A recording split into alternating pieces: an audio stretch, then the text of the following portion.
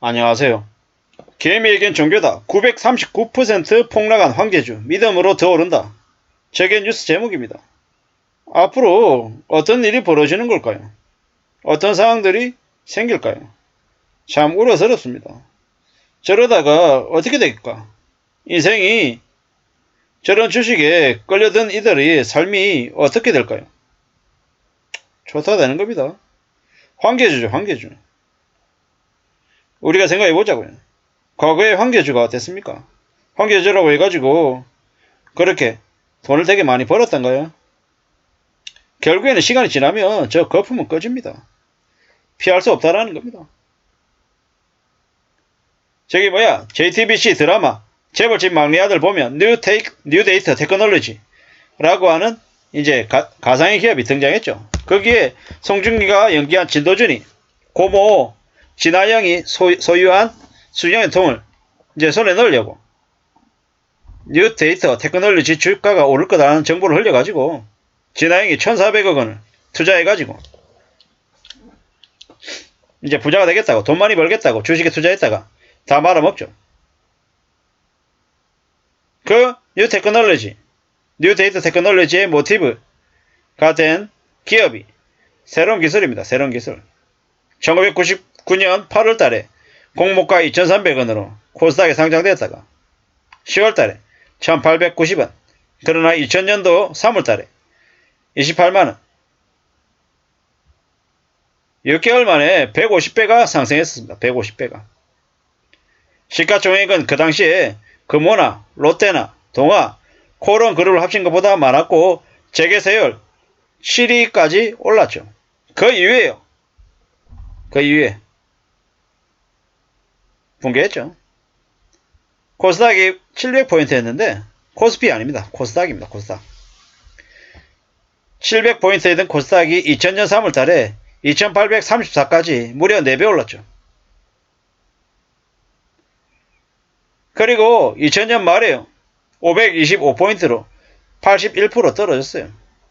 새로운 기술도 마찬가지였고요. 그 당시에도요. 그 새로운 기술의 경영진들은요.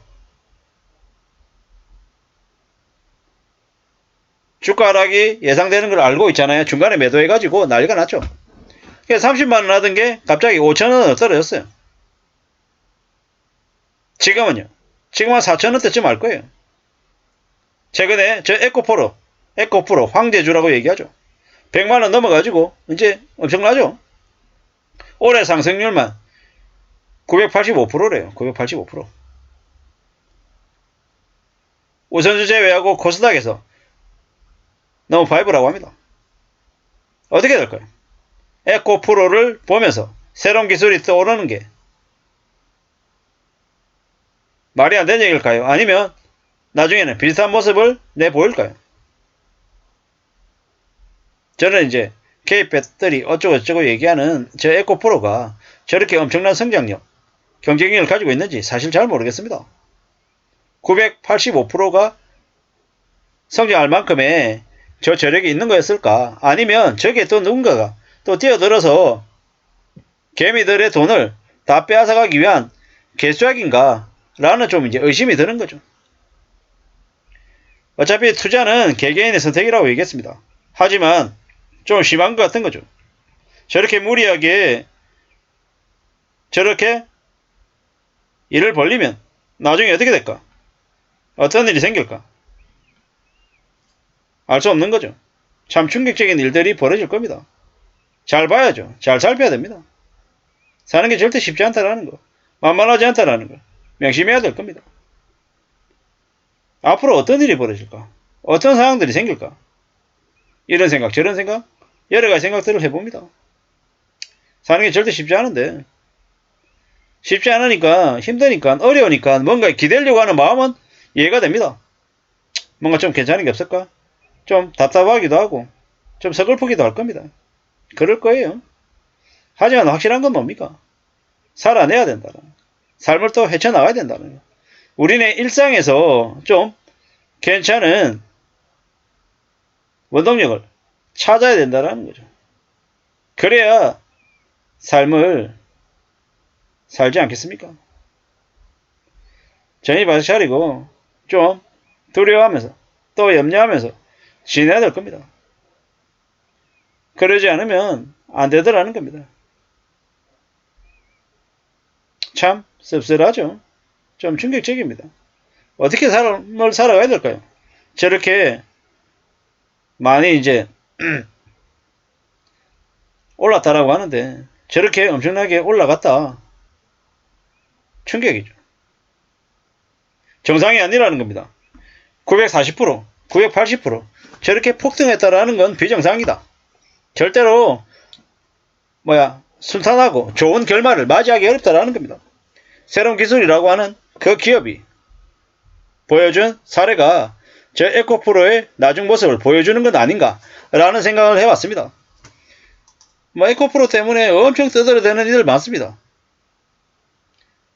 11만원으로 시작한 게 111만 8천원이다. 국내에서 가장 비싼 황계주가 됐다. 라는 겁니다.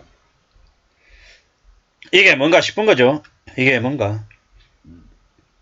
전기차 폭풍 때문에 가속 페달을 밟고 있다. 밈 주식이다. 이러는데 기업 분석을 통한 합리적인 예측이 무의미해질 정도로 폭등했다. 개미들은 공매도 세력을 물리시자 이렇게 얘기했다는데 글쎄요. 좀 봐야 될 것 같습니다. 올해 1월에 10만원이 든 게 114만원이 됐다. 비정상입니다. 비정상. 이러다가 또 한 6개월 지나면 어떻게 되겠습니까? 잊혀질 겁니다.